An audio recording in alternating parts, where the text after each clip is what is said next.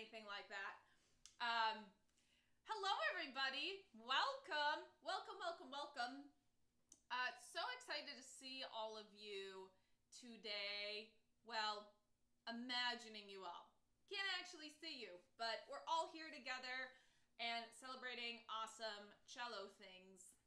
So for those of you who might be new, once a month we do Cello Tip Thursday, and it's not just, it's not just it can be for practicing, it can be for questions about cello techniques, but I'm also very happy to answer questions about the music industry. Some of you might be thinking about going to music school and want to know what that's all like.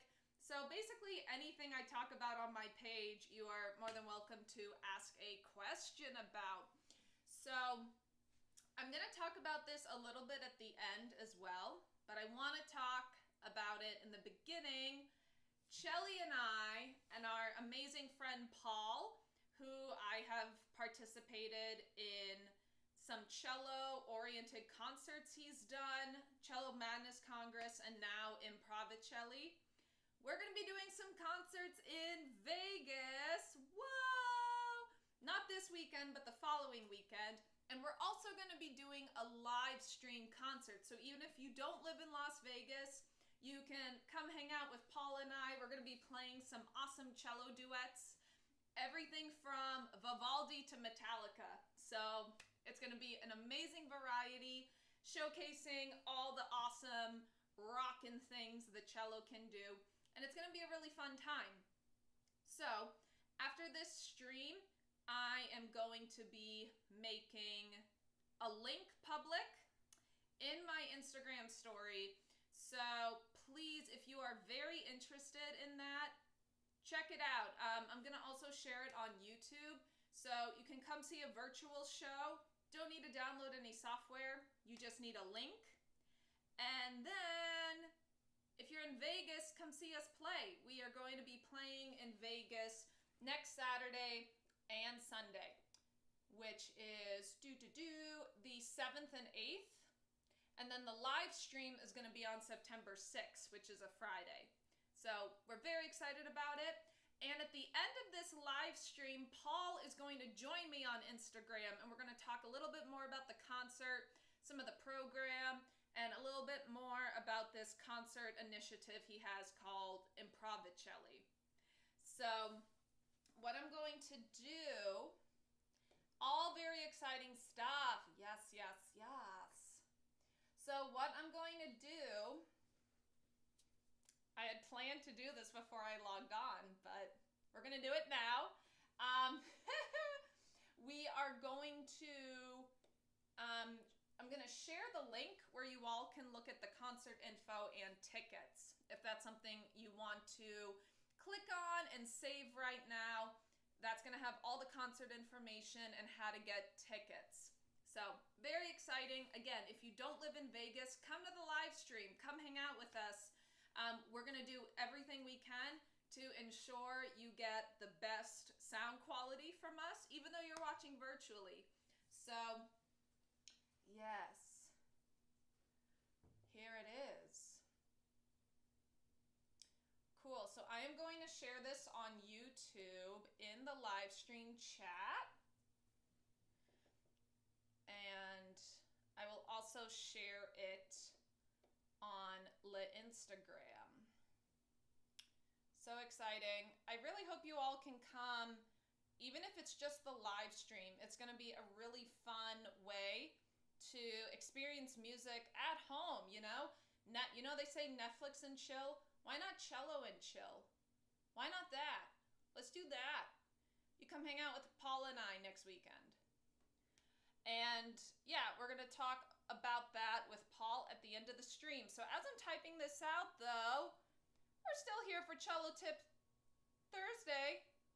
What do we got for... I really hope this link works. Boop. So there it is in the Instagram chat. I want to pin it. Doo-doo. Thank you. Yeah, I am doing it, my friend. Pin. Ta-da! There it is. Okay, so we have the concert link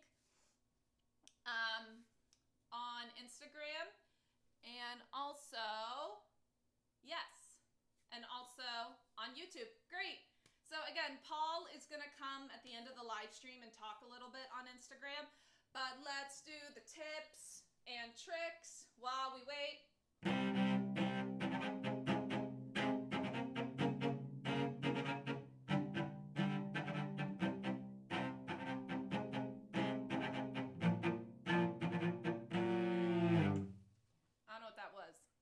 Improv. So yeah.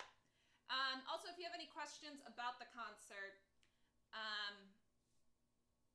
let me know. Jelly sounds great today. Thank you. Why does he not sound good the other days?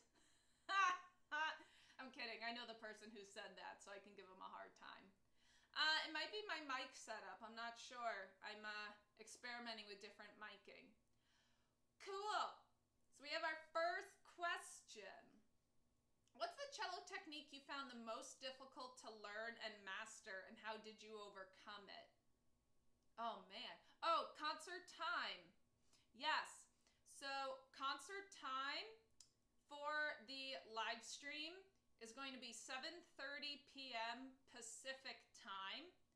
Same thing for the Saturday in-person concert in Las Vegas. And then Sunday, we are going to be doing a matinee concert in Vegas at 3 p.m. Pacific time. So live stream is Friday the 6th. Then September 7th and 8th are the live shows. Cool, cool, cool. So most difficult cello technique. Oh, man. So for me, that was sauté bowing. So there's a very infamous cello piece, Popper's Dance of the Elves. It's a very challenging kind of virtuoso piece that's pretty short, and it requires sauté bow. And sauté bow is different than spiccato. Spiccato, you actually can bounce and have the hair leave the string. So if I were to do it in slow motion, that's spiccato. It's very common for staccato markings in a slower tempo. Then there's something called sauté, where you're in the string, but it sounds like you're bouncing. However, what's doing the bouncing is the stick of the bow. So my hair doesn't actually leave the string. That's a big difference, is when the hair is in the string and the wood is going up and down, up and down. So that would kind of look...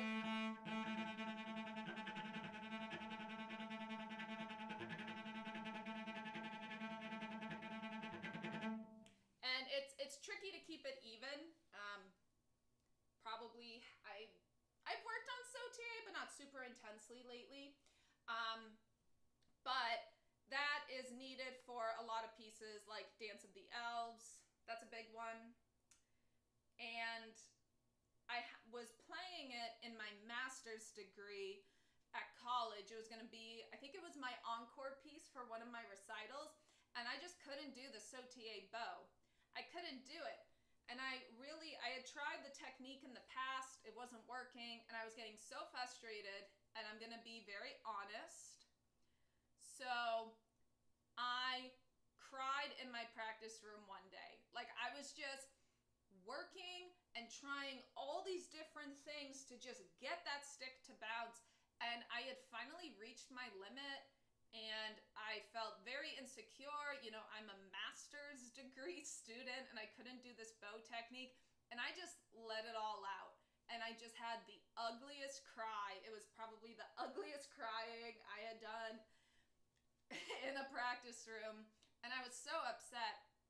And I ended up playing it for my recital, and it was okay. It was better, but it was still not consistent. And so some years go by, and I decide to try the piece again, and I could do it. Which was so weird to me, because this technique that had troubled me for so many years.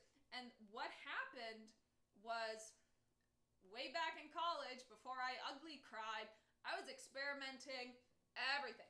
I was trying different bow placements. I was tilting the stick. I was experimenting with my bow angle, because fun fact with spiccato, if you're a little crooked, it usually helps to encourage the self-bouncing of the bow stick. I'm talking like a degree, like a very, very tiny, making the bow crooked. It can help with the bouncing. And honestly, that's how I overcame it. All of that experimenting I had done in the past needed time to percolate and kind of stew. And as I got older, I got better at more subtle things with the bow that maybe I wasn't able to do earlier. And it's one of those things where I could do the sautier, but it would go away. Like, I couldn't keep it for a long time. So I think I just needed time. And also, I was out of college. I wasn't as stressed, and I didn't feel the pressure of an intense musical environment. So what I would tell you, if you have a technique that you think, dude, this just isn't happening, be honest with your teacher. I probably could have been more honest with my teacher, saying, hey, this is really bothering me, and I need extra help with this. Don't be ashamed to do that. There's this weird unspoken stigma of asking for help. And I think that's silly, like on the other side of it. So don't be afraid to ask for help. Also, spend time experimenting. Go into your practice room and say, I'm going to work on this technique for an hour. It's probably not going to happen today, but I want to do a process of elimination. And I realized that's kind of what I was doing. I was learning what wasn't working, and just understand it's going to take time. Set realistic expectations. Because if you say, I got to get this perfect by the end of the month, well, it's very stressful. And I don't think it's hard to take leisurely experimenting time when you're stressing yourself out like that. So I would say dedicate a time to trial and error and experimenting. And I think if I went in with a more curiosity mindset rather than I'm going to pressure myself mindset, I probably would have done much better. So I hope that helps. If you have a specific technique you want to ask about, put it in the chat. We'll talk about it. Cool. All right. Meep. All right. We have... Oh, thank you. I hope it's relatable. Okay, great. We have some questions. I love it. When bowing down bow, do you prefer to push your wrists down or up? What about up bow? I prefer to push my wrist down on the down bow and up on the up bow. Yeah, so that's a very good question, and I'm glad you bring it up because it involves wrist flexibility, which is so important as you go into kind of intermediate, advanced cello playing. You need flexibility in your bow wrist. So, I think you definitely have the right idea. So in the down bow, I like to think of down bows as a pull. So you're sinking into the string, you have a low elbow, and you're gonna pull. So if you're pulling, you can kind of see my wrist is leaning in the direction I want to go. It's pulling the bow this way, and I'm really hankering down with my bow weight, so it's not going to go anywhere right away. So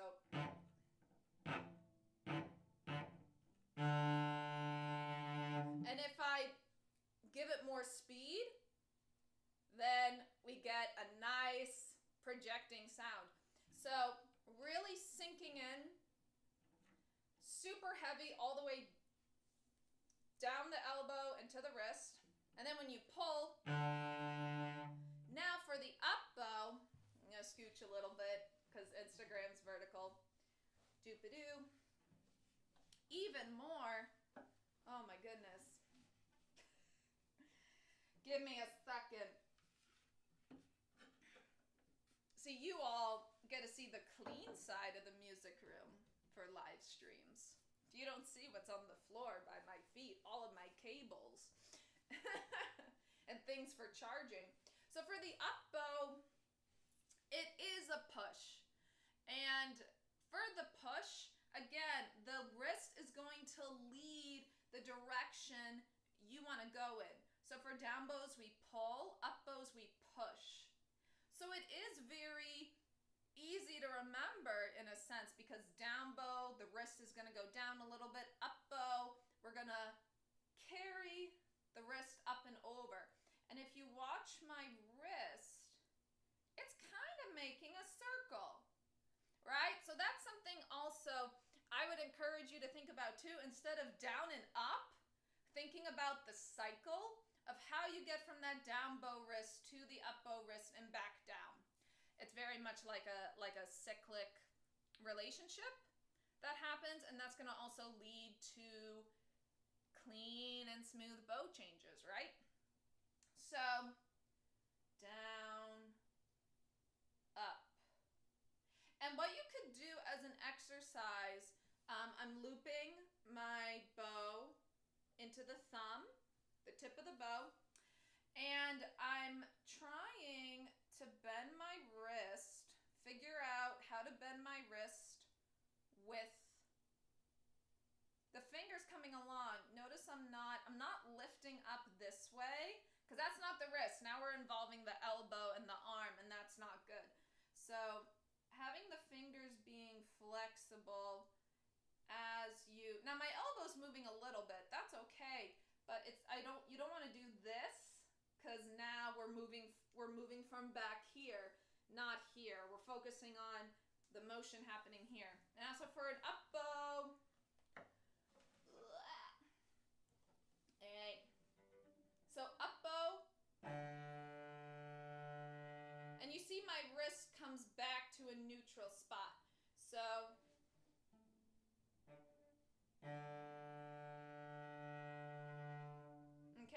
so if I can do the down bow and up bow together.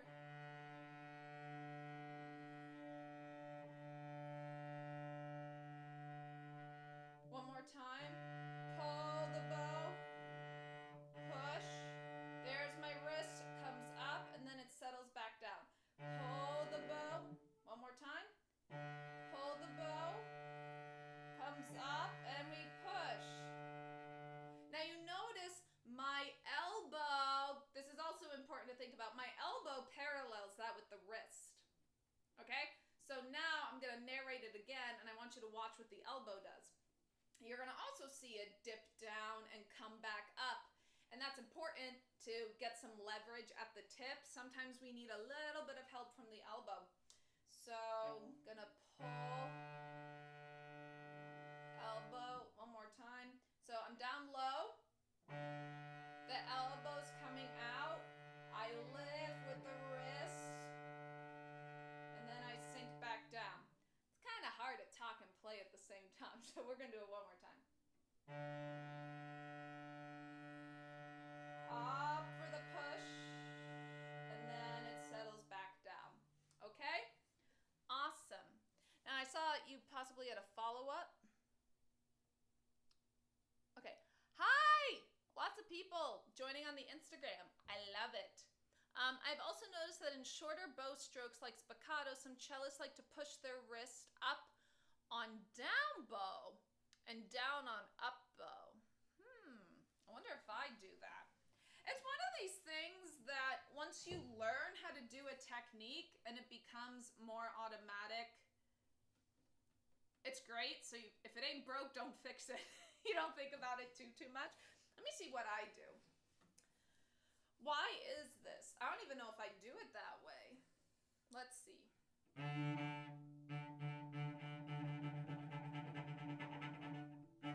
Oh, okay. I have an idea. I think I know what you're seeing. Okay, so this is my theory. It's possible some cellists do it that way. So to recap, we talked about down wrist, down bow, up wrist, up bow. But when we have shorter bow strokes, does that flip? So what I actually think about when I do things like spiccato and sautier are my fingers. Kind of doing this. So it's kind of like a wave. And then we do it faster. I'm gonna curl my fingers and then I tilt my hand to the side. So when I do the down bow, my fingers go down and it's gonna look like your wrist is popping up in relation to your fingers. And then for the up bow, your wrist is gonna look shorter. But honestly, it's just the hinge. It's not so much I'm dipping and lowering artificially. It's more my wrist is level. Again, you're not going to have a completely frozen part of your arm because the body is all interconnected. So it's not like it's not going to move at all. It's going to move a little bit. But it's more like my wrist is calm and it's the fingers doing the finger action. So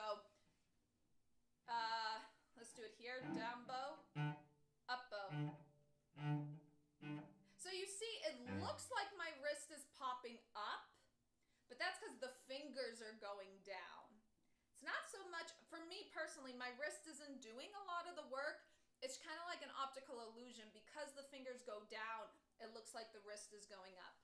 So I would propose this to help you remember. When you're doing long, lyrical, and smooth bows, wrist is down for the down bow, wrist is up for the up bow.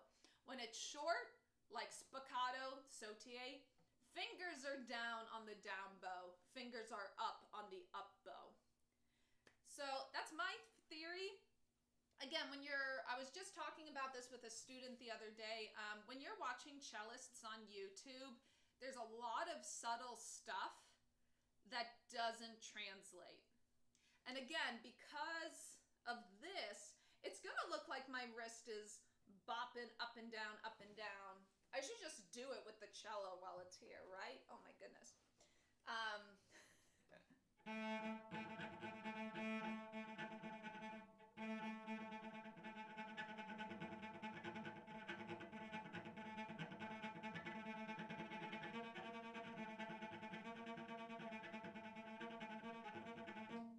Okay, and it's the finger action. I'm really thinking about being loose in the wrist, and if the wrist moves a little bit, that's fine, but it's mostly fingers. So again, it's very tricky because even in tutorial videos, it's really hard to explain every single little itty bitsy thing I'm doing. So again, I really think focusing on the fingers for those faster bow strokes is going to be much more beneficial. And when in doubt, ask a teacher. That's why teachers are needed, because I can't tell you how many times I've answered the question of, well, it looked like they were doing this. Well, they're doing that because of this, or it's an optical illusion because of this. So it's very important to have a teacher to talk to about these things, or come to this live stream in addition. You can do that too, and I'll try to answer however I can. Hope that helps. Oh man. Okay, there we go. Yes. Sweet. Awesome. Great, great, great. Good. I hope that helps.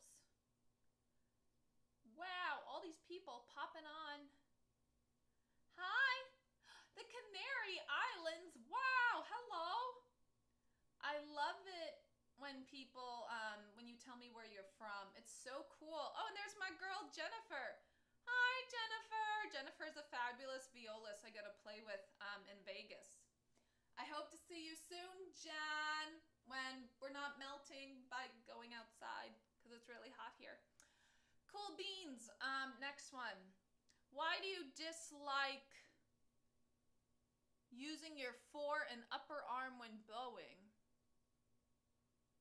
I notice bowing from my back, Aha, aha.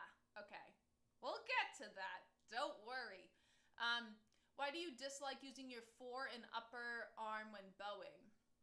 I notice bowing from the back and your shoulder socket helps me more than hinders, especially with short bows. Well, it's not that I dislike it. It has to be in the right context.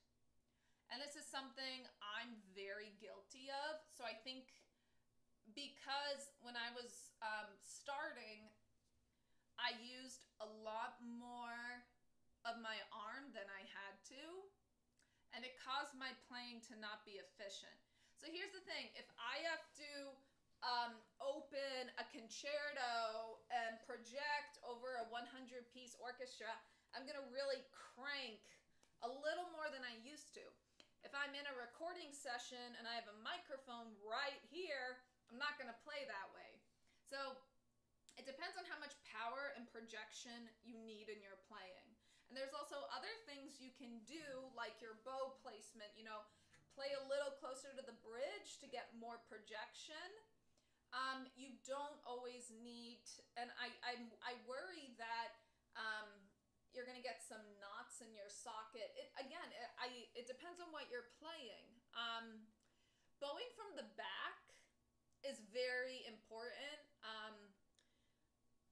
I've talked about that with some past teachers, and it's important because that's where a lot of our power is. And the thing is, if you are hovering, let me see, let me just, what do I want to make up?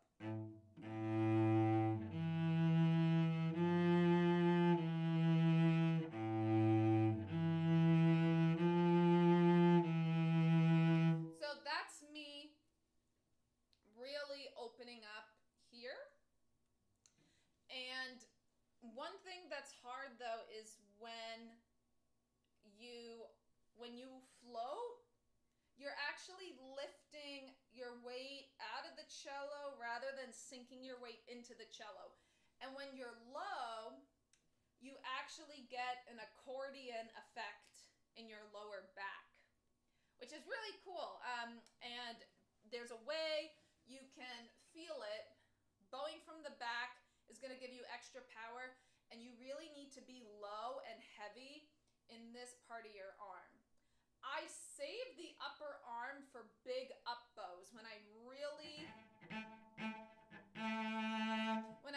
need to get my weight at the tip and I need a little bit of leverage. You see that? It's a seesaw effect. When I lift, this goes down into the string. So again, it's all about context. I don't want to confuse people by saying this is right, this is wrong. It depends on what we're playing. So, yes. Bowing from the back. So what you can do, this is a great open string exercise. You do it with open strings because you need your left hand for this.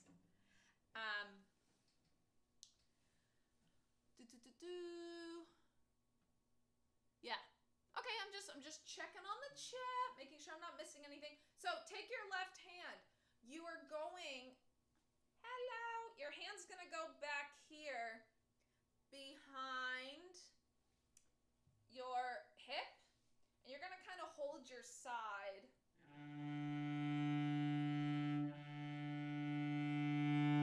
And when you want to start as low as you can, let's start, you'll notice it more on the lower strings.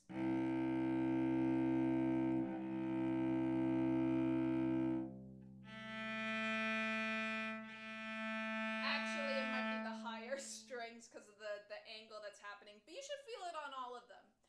And you're gonna feel your mid and part of your lower back kind of doing this a little bit, which is really cool. And again, if we're floaty and we're too high, I really feel it in my upper back more so. I don't feel much going on down here where I'm putting my hand. So that's an interesting exercise to see if you're getting enough weight into the string. More questions. Slurred string crossings. How should I move my bow and how should I position my fingers? I find it difficult to make a good sound.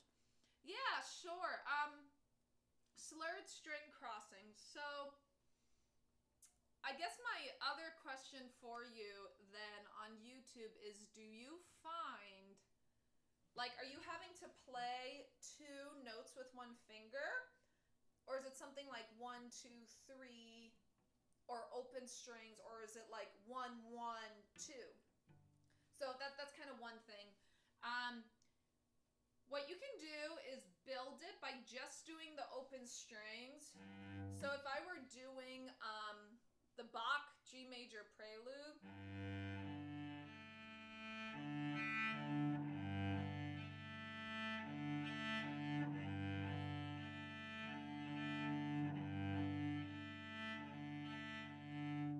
so that's something you can do. And one thing to think about too when you're doing string crossings, and this is tricky because we're told when we first start, stay on 1 string. You have to be clean, stay on 1 string. But if you play string crossings, sometimes you have to do that. Okay, sometimes I have to play 2 notes with 1 finger. That's okay. Sometimes you have to do that. Sometimes you don't. So that's okay. If you try to be like super, super clean,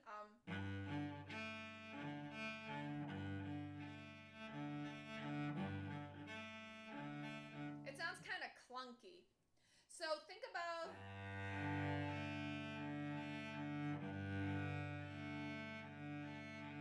I would do an open string exercise.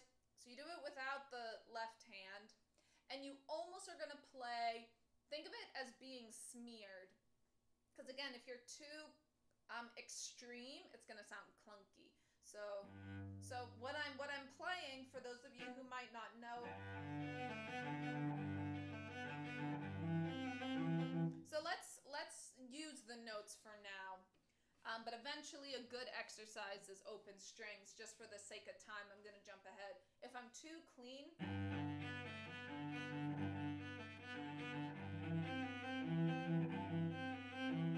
it sounds a little do-ga-tika-tika-tika. Now if I blend them together, someone says they can't hear me. I'm here. Maybe turn up your volume a little bit, because I'm right here with my mic. Hello. Okay.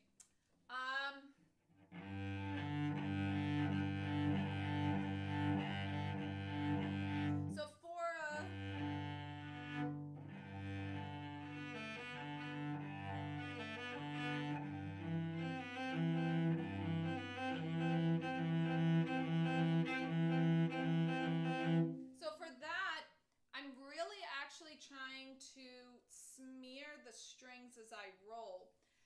So that is something I find a lot of people are hesitant to do because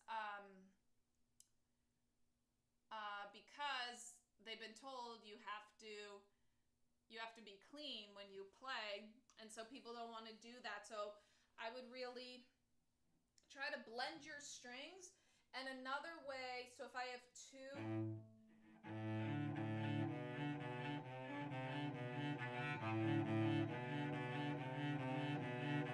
I'm really trying to play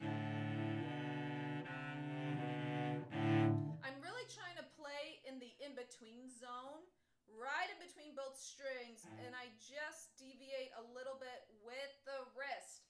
That's the other thing too. Make sure you're not trying to do these subtle string crossings with a lot of arm, because it's gonna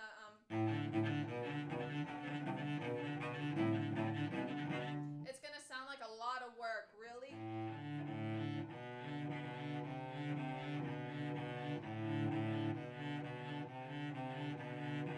We really want to ride that space between the 2 strings. If you have 3 strings, think of the middle one as your home base. Maybe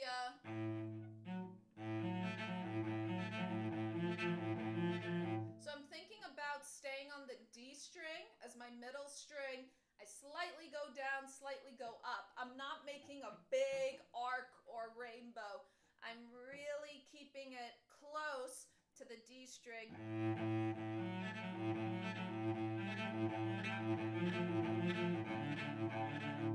Instead of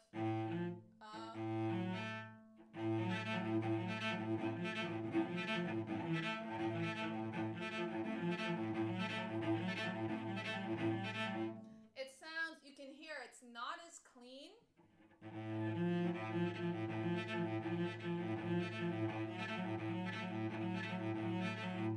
So with string crossings, kind of the moral of the story is less is more. So if you're using a lot of arm, if you're making a big arc as you roll the bow over the strings, it's too much effort. It's not as efficient.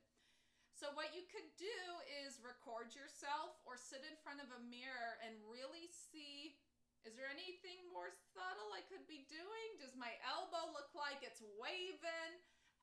Is my bow tip really flying back and forth? For the left hand,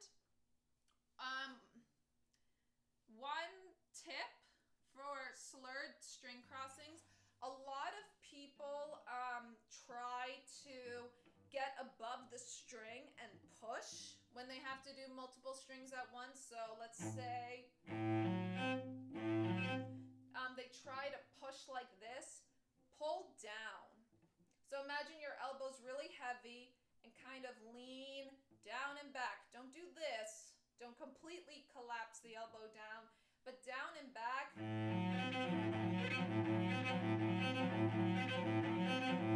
Because if you try to go from above, you're actually not putting in as much weight. And you're going to have some fuzzy notes underneath that. So I hope that helps. It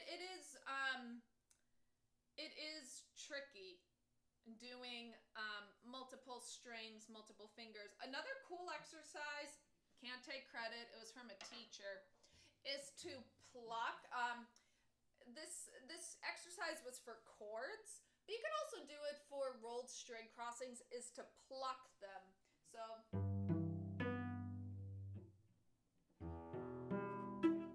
oh, that pinky wasn't as good.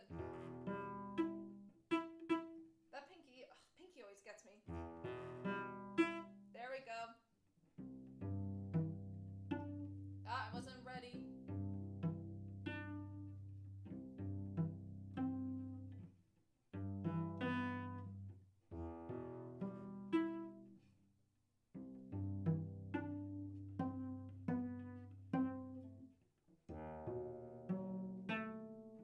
Name that concerto. I plucked the opening of 2 different movements from it, if you know those chords.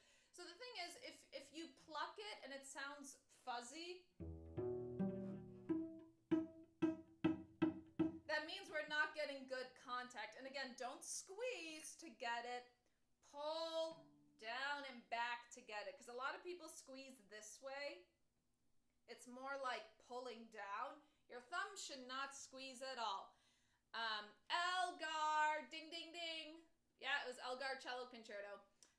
Yeah, a lot of people think they gotta squeeze this way for the strings, and it's really not helpful. It's not helpful because you're taking half your energy here, half your energy there for strings that are on top. Your thumb is squeezing this. This is not gonna help your strings to make contact with the fingerboard. It's not gonna help. So, but by putting your energy and your weight into pulling and your thumb is light, then you're gonna get some good leverage on your strings with the left hand. What you could do, wiggle the thumb, wiggle the thumb. If you can't wiggle it, you're probably squeezing it. Okay. Okie dokie. So Paul's going to be joining us momentarily. So I have some Someone said, hi, you don't have to speak so loudly. Yes, I do. I'm so passionate. I'm so passionate about cello. I can't contain myself. So I'm a loud talker. I'm sorry, but it's the way I am. I'm a loud cello force of nature. It's just the way I am. I project. Yes, it's what I do. It's what I do. All right. How often is it good to thoroughly clean your strings and remove extra rosin? Does it build up over time and change the sound in any negative way? Yes, clean as I say it loudly. Oh man. What was it? I think it was my mom used to say inside voice. Use your inside voice. And then I would just go, never! Let me get my wiping cloth. Hold on. All right. Okay. So, cloth. So, you should wipe down your strings every single day. Every single day. Because, yes, it can cake up on your strings. Yeah. Okay. I'm just keeping track of everything. Okay. So, yes, rosin is going to get caked on your strings. Not great. But what's even worse, rosin, when you play on cello, it gives off a dust. And that dust is going to land right here. And that is what's going to cake up. And rosin, if you've ever touched rosin dust, it feels like tree sap, right?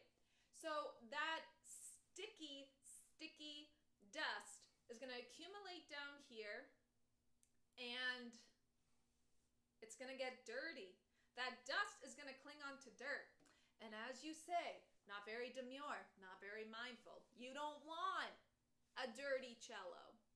You don't want dust from your rosin.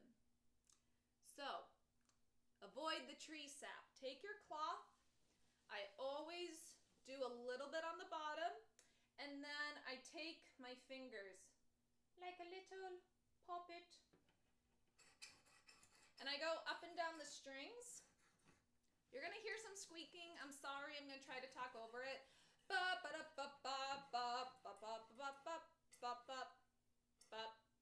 Okay? And then I do a little wipe on the bottom.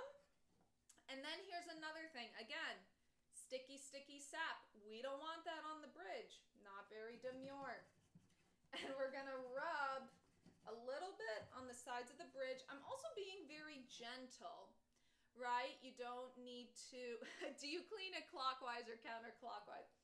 Whatever floats your boat, man. Whatever you want to do.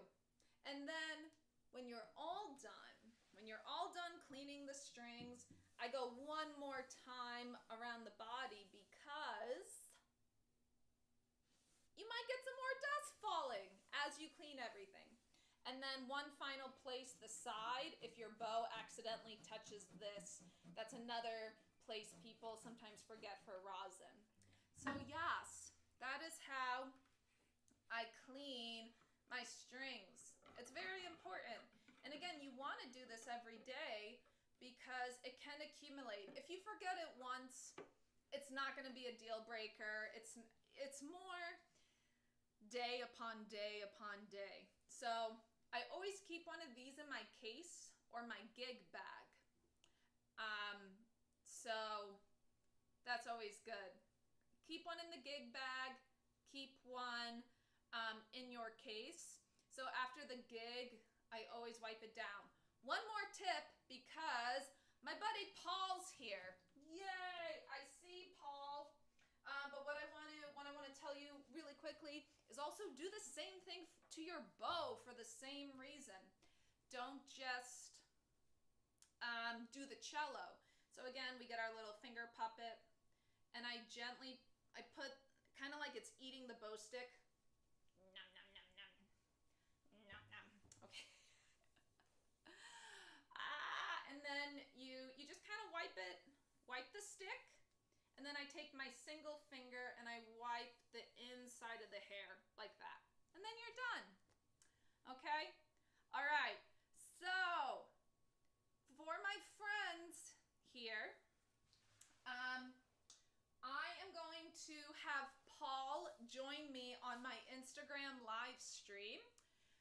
If you are on YouTube, you can switch to Instagram if you would like, or you might hear kind of one side of the conversation. You might hear Paul a little bit because my phone is by the microphone.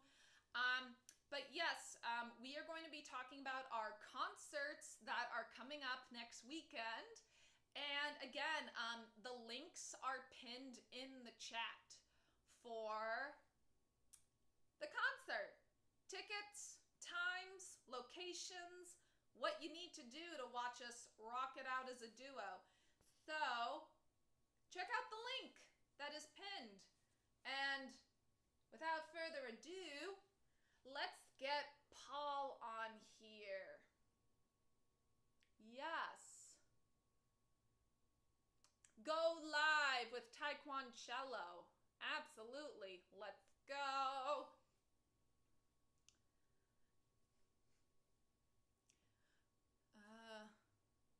Yes, I agreed. Accept. Yes. All right, we're gonna play the loading game and see how long this takes to load. And it's been a while since I've had someone join a live stream. So, Paul, if it's not quite working, let me know. Wait, what's this? It's a reception thing. That's okay. We'll wait for you when we get here. When you get here.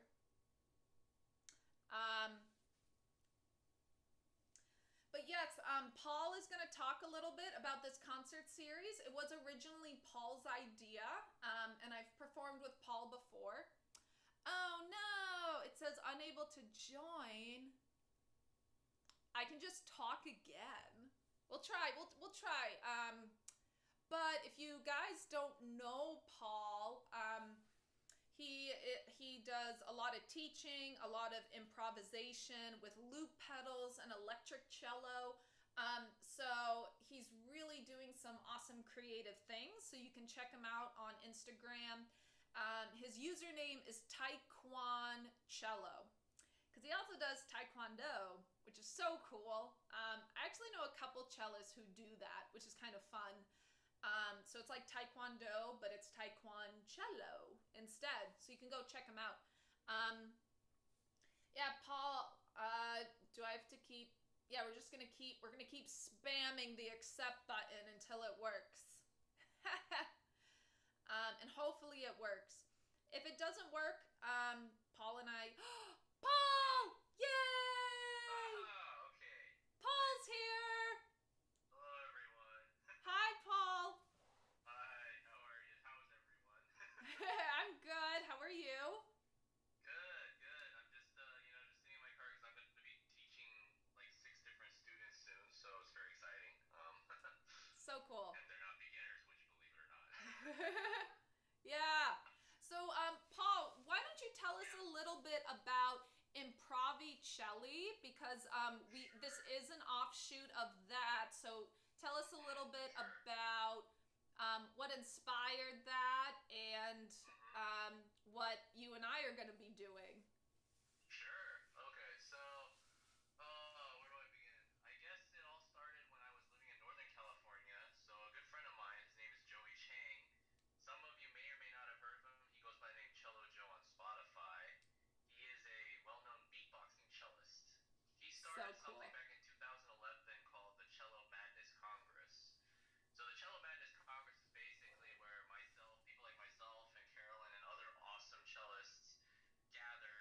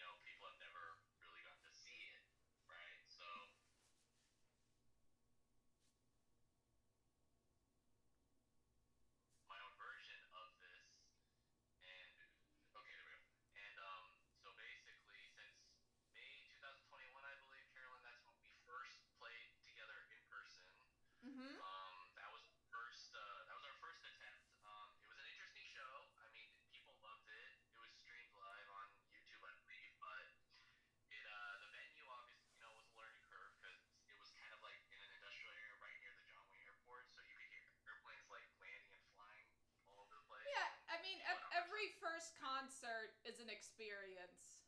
And you're gonna learn what works and very quickly what doesn't work. So it just happens. Of course. So long story short, that was our first attempt, and then 2 years later, we just finished our fourth one. And what I was talking to Carolyn about was I had this cool idea because I've always wanted to make a cello duo professionally, and since Carolyn has been so supportive, and by the way, if you guys don't know, Carolyn is also a very fantastic cello player. Like she's one of the coolest and best that I've ever seen, and she's very creative in everything she does. And it's an honor for me to Paul, I'm play not with her. prepared. I'm not prepared for this. You're so sweet. Thank you. Well, I'm being honest Oh, because thank you. Carolyn, you've been very supportive of Improvicelli since the beginning. I Yeah. know you're in Las Vegas, but you already came twice. Mm-hmm. And I was like, so I decided to say to Carolyn, like, hey, I should come to Las Vegas and we should do a concert series together. So next week we are actually going to be performing and featuring the debut duo called Celli Adieu, which I forget what the name means, but Carolyn knows that better. But it's a very unique name, and what we are going to be playing for you all is a mixture of classical and non-classical music. So like the first half will have like stuff like Vivaldi, Boccherini, um, Shostakovich, but also the live stream concert actually because we don't have a piano, we're changing the program a little bit, but all the concerts are gonna have one thing in common. They're gonna have a mixture of non-classical and classical. But probably the piece that we're most excited to play for you all is the very deadly, dangerous Popper Suite for two cellos. It's a very technically challenging piece. We've both been practicing our butts off. I'm not even kidding. I've been sweating every day for like 3 hours practicing my part. And Yep. those of you who don't know, Popper is a composer who is very famous for making cellists work way too hard, technically. Yep. Like, really hard. Even my own cello colleagues from like Juilliard, they're like, I never played that piece. You've got guts. And I was like, Oh, I don't know really? if I should be proud of that or I should be scared of that. That's really It's going to funny. be a great concert series. We're going to do one show, like Carolyn says, live streams. I believe it's going to be probably Friday, Carolyn? Friday. Yep. Friday at 7:30 Friday. Pacific time. Mm-hmm. Yep. And then Saturday, for those of you who are in Las Vegas, we will be actually performing not that far from the strip, actually. It's an industrial space. The QR code has, and the Give Butter link has every information that you all need. But that will be our first in-person show. And then on Sunday, we're going to perform at the Las Vegas Catholic Lady of I forgot what the name of the church is. It's okay. It's Our Lady of Las Vegas Catholic Church. And it's in kind of the northwest part of Vegas. And it's a beautiful church, and they're very supportive of live music. So a variety of venues also for people to go to. So Yeah. So those are the three performances we're gonna do, and those of you, especially in Las Vegas, especially if you know Carolyn, especially those of you who are in the Las Vegas Pops Orchestra with her and things like that, I seriously recommend you go watch and support your friend because she's gonna be incredible, especially with that popper part number one, because there's some dangerously difficult parts that from both of us actually you'll see, but yeah. Oh, and all I mean, guys right off the bat. yeah, I gotta keep up with Paul though, and Paul's technical skills. So I gotta keep up with you, Paul. No, you're gonna do just fine. It's gonna be a lot of fun. And Yeah. I'm looking forward to seeing everybody at the shows in Vegas. I'll be leaving next Wednesday morning, and then Cello Doll and I will be busy practicing, preparing for the concert. So we hope to see you all there. Yeah, that's it. Yeah, awesome. So yeah, Paul and I are Celli Adieu, which is a spin on Folie Adieu, which is the French for joint madness. So we're joint cellos instead of joint madness, although there's a little bit of that in there too. Especially attempting that popper. But I mean, yeah, we're also doing Metallica. We're gonna do a Painted Black arrangement for two cellos. Lots of various things. And again, all different sorts of ways to watch. There's a pinned link in both live streams, and also we're gonna be sharing posts and putting it in stories and things like that. So you all are going to get lots of reminders and all of that. So again, next Friday, Saturday, and Sunday, September 6th, 7th, and 8th, be there and come hang out with us. Yay! Woohoo! Cool. Sounds good. And again, please go check out Taekwondo Cello. And if you have any questions too about tickets, you can message us about that. And Paul, thank you for hopping on the live stream. Do you have... Well, thank you for letting me be on your live stream. This is my first ever. Also, those of you who don't know me, I'll tell you a very interesting quick fact. Carolyn is the first cello friend and colleague that I'm actually traveling out of state for the first time in my life for doing a concert series. And I believe I've convinced Carolyn also to do this series next year here in SoCal in the Los Angeles area. So I'm preparing the venues for that as well. So if you're in SoCal, you'll see her next year with the same series. So I'm coming to her, and then she's coming here. And she'll be also on Improvicelli in the spring. More details to follow. But thank you again, Caroline. It's been a pleasure, and I will see you in Las Vegas. Sounds great. Thank you, Paul. We'll see you soon. Take care. Bye-bye. Bye.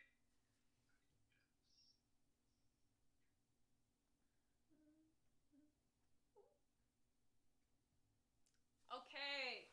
So yeah, that was Paul. And we're so excited to be bringing these concerts, both virtually and also live in Vegas. Love interacting with you guys and having you all, just getting to talk with a lot of you after performances and things like that is very cool. It's one of my favorite parts of being a musician. So again, even if you don't live in Las Vegas, we are doing a stream. It's very accessible. It's a link. And once you get your ticket, you'll get the link emailed to you. And you just need a good web browser with good internet connection. So that's all you need to watch the stream virtually. And again, the other thing I forgot to mention at the top about that link for the concert tickets, if you cannot attend any of the shows, but you still want to support this cello duo and future shows, you can also use the link to donate. So if you can't make the shows, but you still want to support, you can donate whatever amount you'd like.